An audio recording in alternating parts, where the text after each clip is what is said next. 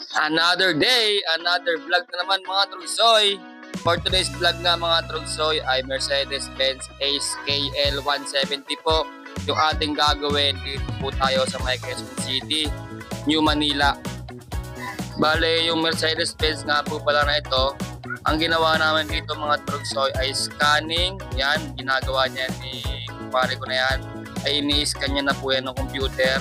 Tapos ako naman dito mga Trugsoy ay chinek ko dito yung crankcase na yan. Kung makikita po rin yung mga Trugsoy, ay tagas na po yung langis na yan. Puro yung paikot ng crankcase na yan ay tagas na. So ibig sabihin, kailangan ng palitan yan. Kaya nagbabawas na rin yung kanyang ATF dyan mga Trugsoy. At sumunod niyan, ito naman yung fog light naman po Trugsoy.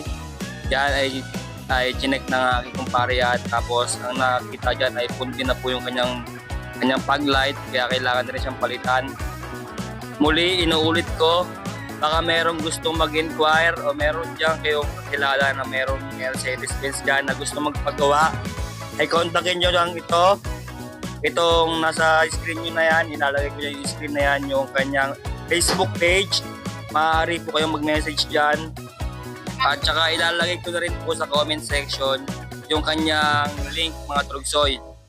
At dito naman mga Trugsoy ay nasa pangalawang customer na po kami na ito ng aking kumpare.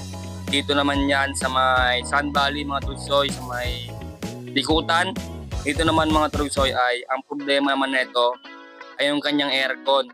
Malitagas na yung kanyang aircon freon. Makikita po ninyo yan Trugsoy, ayan. Lagyan ko ng sabon. Kung makikita po yan bumubula, so ibig sabihin dyan tumatagas yung kanyang freon. Kaya nauubos yung kanyang freon, kaya yung lamig ng kanyang aircon sa loob ay wala na siyang lamig. Kung makikita nyo dyan yung ginagamitan namin ng gauge, ayan o, pagka lalagyan namin ng hangin, nalalagyan siya ng hangin, kaso nga lang ay kapag katagalan ay bumababa siya ng bumababa, so ibig sabihin meron siyang leak.